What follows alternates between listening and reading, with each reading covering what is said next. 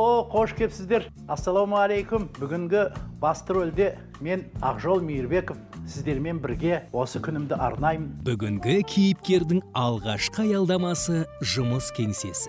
Совет одағында шынын айтсам, бірінші рет Польшаға барғам. 1973 жыл. Мен 20-дан асқам студенттер коллективіменен бірге барып, жаңағыдегі Варшавада болып, шекарадан өткенде жүрегім дүрсілдеп ойпырмай, жүгіріп жүрген күшіктерде, ұшып бара жатырған кептерде бөлек шығар деп ойлайтынды. Бірақ студент Ақжол ол кезде әлі талай елге баратынын сезбесе керек. Үлкен саяхаттарға, демалысқа мен өзі Дос Мұқасан ансамблінің мүшелерімен де, өзімнің әріптестерімен де бірге барып тұрам. Өйткені саяхатты өзім жақсы көрем. Ел көресің, жел көресің, біраз тынығып демалып аласың. Сондықтан ол өзінің жеке бизнесін хоббимен үйлестіріп ашқан. Шағын ғана студиям бар осында, қызымның турфирмасы, бірақ мен генеральный директормын.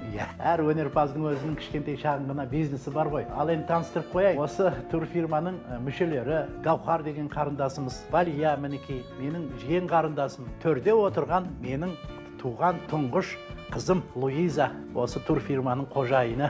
Синее небо над головой, это синее небо, кто-то другой. Турфирмаға 12 жыл болыпты. Бір ретте бір саяхатқа аттанған азаматтар ренжіп, я болмасам хат жазып, наразылық білдірген емес. Барып келген туристер рахметін айтып, келгенде мінекей осындай әдемі мына жерде сувенирлер тұр. Осы сувенирлерді сол барған туристер алып келіп, қызыма, маған беріп жатады. Уақытында туристік фирмалар өте жақсы жұмыс істеді, дамыды. Атында өзім қойдым, қызым екеуміз. Тәубе, қызым жаман жұмыс істеген жоқ. Қазір де Құдайға шүкір табысты. Бұл турфирмада маған табыс керек емес. Табыс ол менің қызыма, оның жанұясына, бала-шағасы. Менің өзімнің тапқан табысым ана өнер арқылы жеткілікті. Тәубе, қызыма жәрдем ретінде, тірек ретінде осы табыс құрылды. Яғни мына студияға светке, газға алмайды менің қызым. Арендасы. Соның өзі маған табыс деп ойлаймын. Әр істе сапа мен жауапкершілікті талап ететін әншіге өнер әкенің қанымен дарыған. Менің әкем домбырада ойнап, ән айтатындығын, әжем әнші. Сондықтан да ол бала кезінен әнге құмар. Арыс қаласында оқып жүргенде талай-талай аудандық, облыстық, республикалық конкурстарға қатысып, бәйгелерге жеңімпаз болған. Әпкемдер айтады, осы ұйықтап жатқанымда сен өлең айтады екенсің деп, радионан естіген әнде. Бір естіген әніңді қағып алып, мен өзім айтады екем, ұйықтап жатып. Асылым-ай, мендей сүйсін, сүйгендер ғашығын-ай, асылым. Әкем айтатын тұғын, әй сен балам, ондай консерватория, училище дегендеріңді қой. Өнер ол жақсы, мен де өнер жақсы көрем.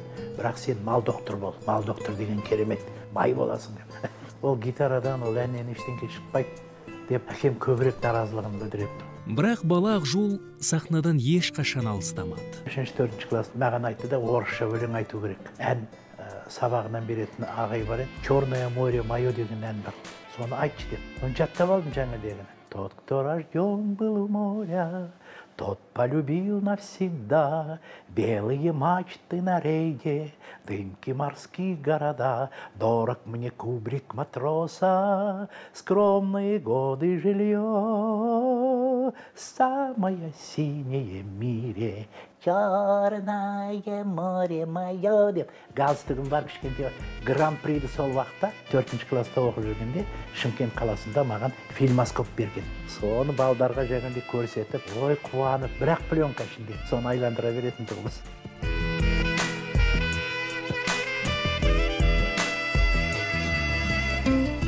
Айгөлек деген халықтың әні болатын. Айгөлек, айгөлек, айдың жүзі дөңгелек, ән салайық асқақтап, би-билейік дөңгелеп. Соны өңдеп, өзім сөздерін құрастырып, конкурсқа алуымайшым таланты. Өзбекстаннан қазақ жігіт қазақша айгөлекті айтып шықты. Сонда көпшілік айтты, мына Өзбекстанда ол қазақ неғып жүрді. Айгөлек, айгөлек, айдың жүзі дөңгелек, ән салайық асқақтап.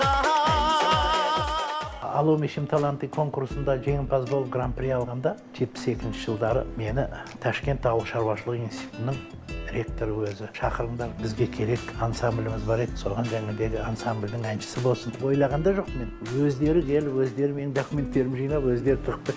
Сөйтіп мен агрономдық факультетті 5 жыл оқып бітіріп шықтым. Алайда ол өнерден бас тарта алмаған.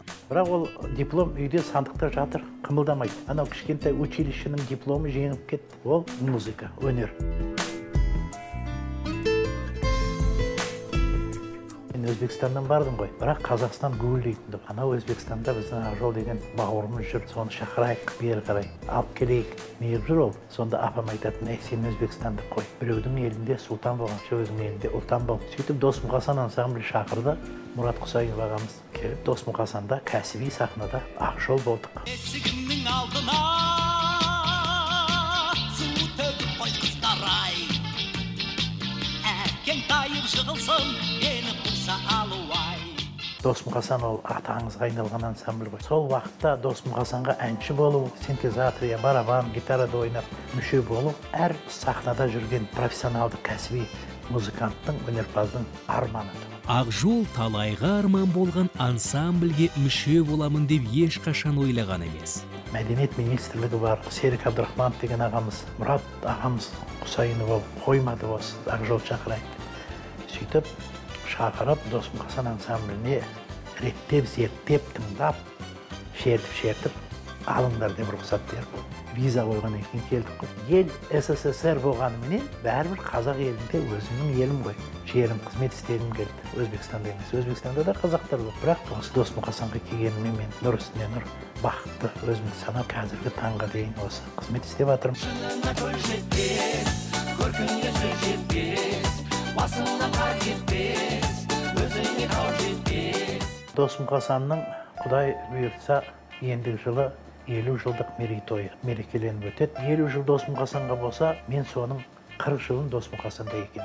Аңызға айналған топ тарихында Ақжолдың есімі де алтын әріптермен жазылған. Павлодар қаласына барғанда, осы Досмұқасанға қойған скульптура композициясына барып көрдік.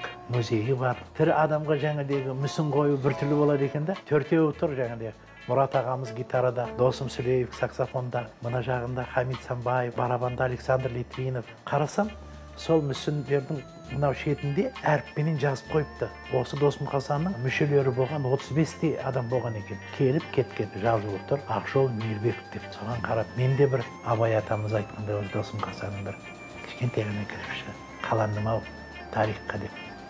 Соған мен риза болдым. Ансамбльдің жұлдызы болып жүрген Ақжол күндердің күнінде жеке өнерде де өзінің ақ жолын қалыптастыруды ойлады. 7-8 жыл қызмет істегеннен кейін анау кетті, мынау кетті, бизнеске кетті жігіттер. Мен де сол басқа бір коллективтерге барып жұмыс істейін деп Гүлдерге директор болып, Арқас тобына барып жұмыс істеп, филармониядағы Сазген, Адырна, Алтынай ансамбльдерінде әнші болып, фольклорлық, этнографиялық ансамбльдерде қазақтың халық әндерін шапанменен бөрік киіп, шетелдерге барып, ары қарай дамыттым өнерімді. Айтарыңды айтып қал, отырмын ғой жүргелі.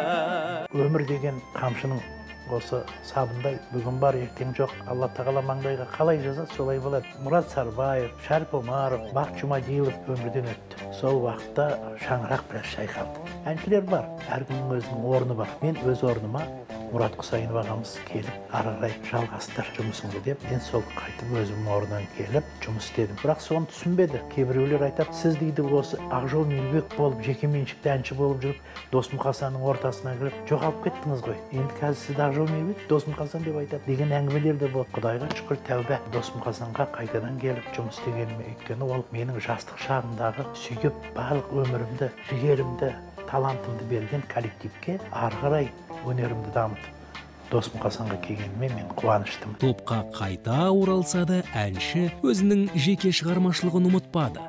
Тіпті жеке студияда ашып алған. Мен өзім осы студияны аштым осы мекемеде. Кейбір студиялар үлкен болады. Мынау жерде демалатын, мынау жерде ұйықтайтын, мынау жерде инструменттер, мынау жерде дауыс жазатын бірнеше бөлмелер. Менде кішкентай ғана, ол өзім үшін. Яғни өзімнің бір аранжировщигім бар, Өзбекстаннан айтқан уақытта келеді, заказымды істейді. Өзіме өзім ұнасам, істеген аранжировкам, жазған әнім, сонда мен бақыттымын, сонда мен қуанам. Ортамызда отырсың дана болып, қашан дастарханың ортаймасын. Теледидардан қандай сайыстар, фестивальдар өтіп жатыр. Соған қарап отырып, әй, бізде жолда қалып кетпейік, бізде тірі жанбыз, бізде қимылдайық деп кейін әрекет қыласың. Қызғаныш емес ол. Өнерді сүйгеннен, өнердің биігінде жүргеннен кейін еш уақытта сол еден түспеу керек планкадан. Алаулаған от бекенсің, жана алмаған шоқ бекенсің, тағдырыңның тармағында бар мекенсің, жоқ бекенсің. Сын түзелмей, мін түзелмес. Мұны Ақжол әнші жақсы біледі. Бірақ сыншылдар көп, мынау жерің мынандай болыпты ғой, ананы мынандай қылып істеу керек қой, сен көбірек жаңағыдегі серьезный әндерді ритмичный жағын жазырақ қылып жіберіпсің ғой деген сөздер болады. Қайғылы, қасіретті, қара әндерді онша жақсы көрмеймін. Лириканы жақсы көремін, жұмсақ әндерді. Жүректен жаңа тебірететін. Білесің арман болды, бірақ мәңгі жанымда сен. Осы қазіргі мамалар, папалар, аталар, ойпырмай менің қызым әнші, менің ұлым немерем осындай бейші деп жаңағыдегі апарып студияларға, оны конкурстарға итермелеп не ол барғысы да келмейді. Жылай табысы көп бұлардың, ақшаны миллионнан табады екен, сондықтан сен әнші бол, болмасаң бейші бол, актер бол деп сол кішкентай сәбиді қинап жатады. Оның барлығы Алла тағаланың дарыны, ол Алла тағала соны маңдайына жазған болса, ертеңгі күнде ол кішкентай сәби өзі жолын тауып өнердің биігіне шығады. Сені көргенде қайдасың бұл күнде. Шабытты осы үйдегі жанұямнан, яғни бала-шағам, өмір жолдасым, қызым, мінекей, ұлдарым, кішкентай балапандар, немерелер, соларға қарап өмірдің тәттілігі, болашақтың әдемілігі, елдің тыныштығы.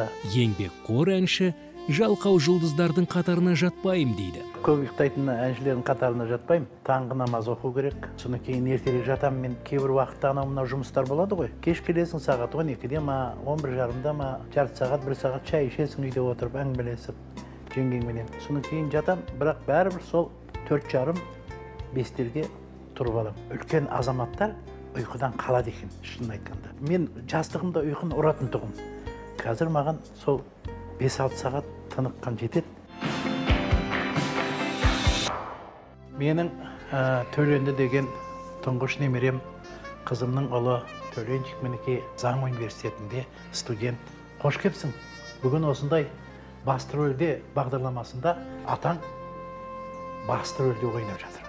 Бұл Мейірбековтің бойындағы өзгеше мейірімді оятқан сүйікті немересі. Тұңғыш немере ең тәтті немере. Атам қазақ жиен дейді. Немере емес, қыздың баласы деп. Қыз деген ол менің құлыншағым айналайын.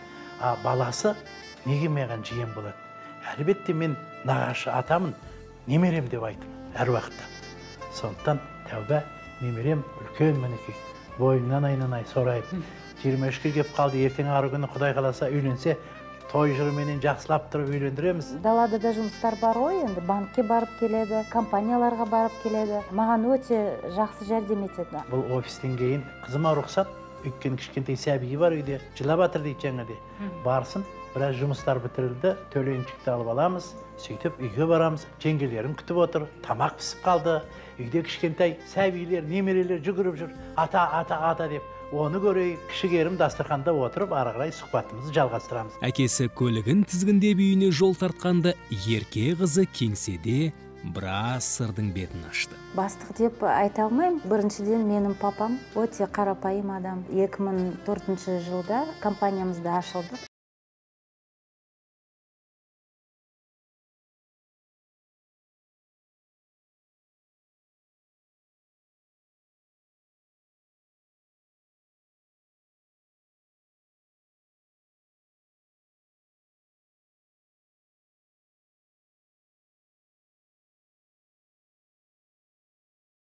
Ал бұл кезде жұлдызды әке өзінің темір тұлпар туралы сыр шерткен еді. Жастайымнан көлік айдадым деп айта алмаймын. Институтта оқып жүргенде Жамбыл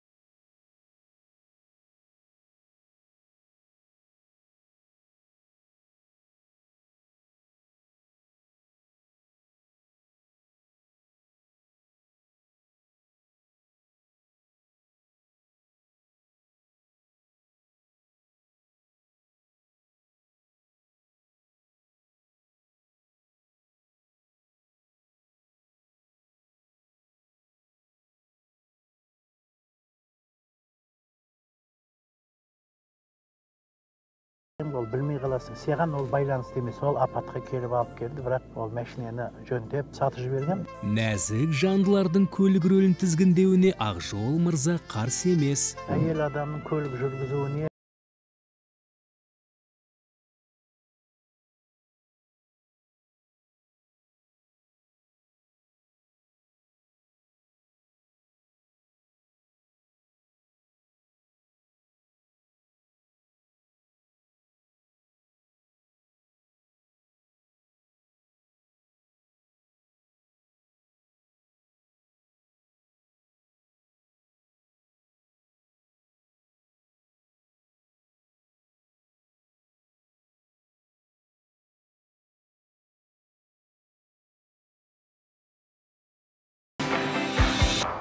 Құрметті ағайындар, қош келіпсіздер. Міне, мынау менің шаңырағым, менің әріптес достарым, інішектерім айтып жатыр ғой, мынау бөлме, мынау үй, мынау коридор, мынау ошақ, мынау жаңағыдай. Мен енді үйтіп мақтанбай ақ қояйын, жасым келіп қалды ғой енді. Құдайға шүкір барлығы бар. Бірдемеге барып дастарханға отырып, қарын ашты тамақ жейші.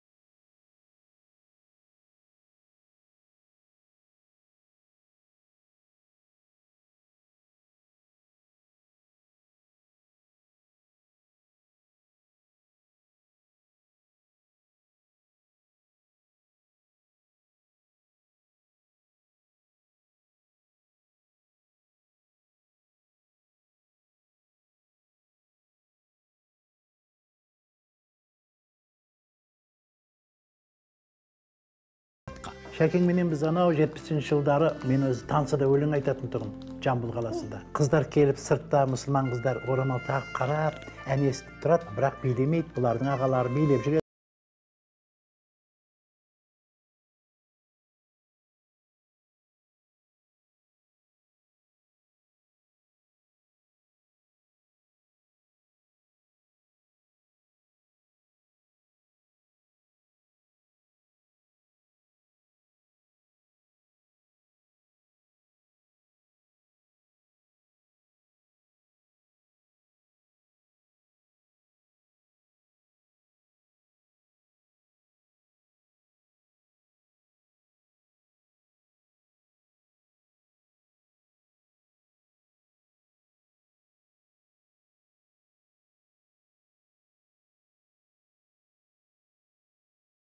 Қараған жоқпын, Ақжол ағаларым даусына ғашық болып қалғам. Енді махаббат кейін келді ғой.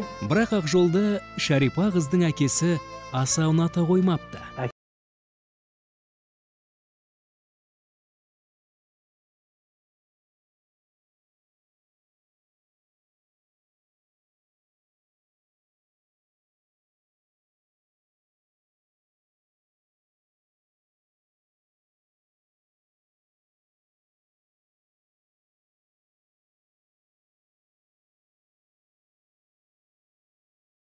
Барқы, соларды мешок, неше түрлі сақиналарды қапқа салып, орап жібергенбіз ғой. Сонда анау қайнатам айтыпты.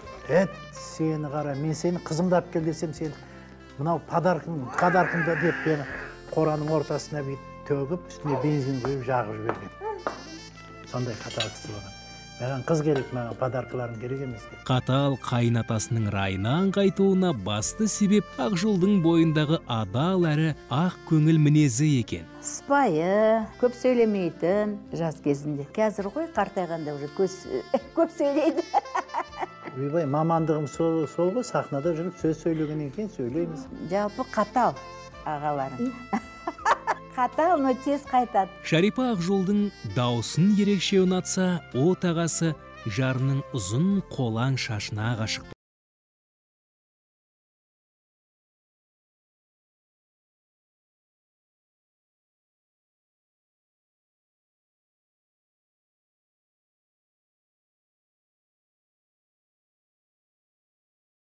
Сен мынау жерге түсіп тізесіне дейсем, қатқан екен онда деп. Апам көрді, таныстырдым. Аға інілері келіп кеткеннен кейін неке қиылды, молда келіп. Таңертең қарасам, бір үлкен шаш жатыр. Ол ұлама шаш екен, мынау. Шашы ұзын, мынандай, бірақ бүйтіп, соны кейін тағы да мынандай қойып қойды екен. Мен айтам, ойбай, жүгірмек, мені алдапты ғой шашы ұзын. Апа деді, міне шашы. Көрсетіп, ойбай құрғыр, мынаусы несі? Сондай қызық болған. Ол уақытта мода тұғын. 3 жылдан соң алтын тойды дүркіретіп жасауды жоспарлап отырған ерлі зайыптылар бақытты отбасының кепілі сабырлық дейді. Кейбір азаматтар айтады ғой,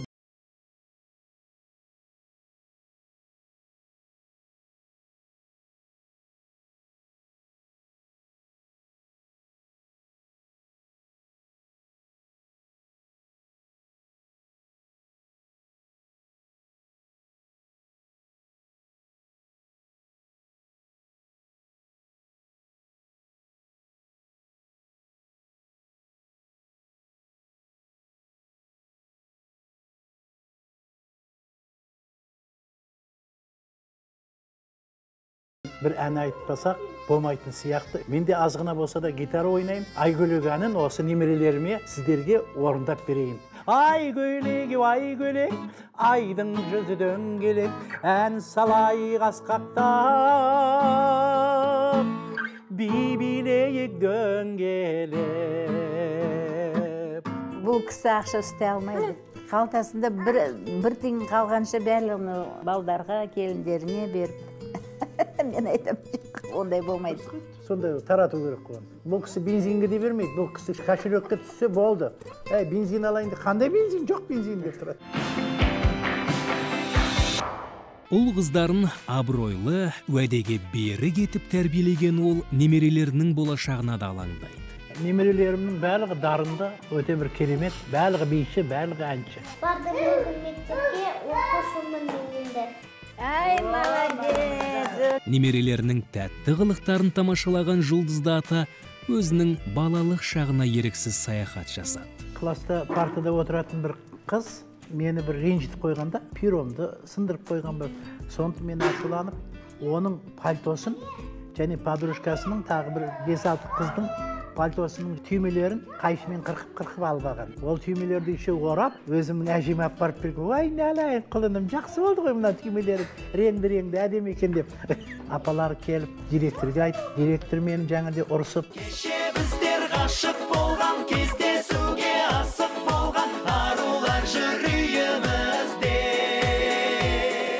Ол бүгін ағынан жарылып өз өмірінен сыр шертті. Әнші Ақжол тірек бола алатын азамат. Асқар Тәуәке Данагөй ата екенін тағда дәлелдеді. Ендеше бүгін басты рөлде болған Мейірбековтер әулетіндегі мерейлі күндер көп болсын демекпіз.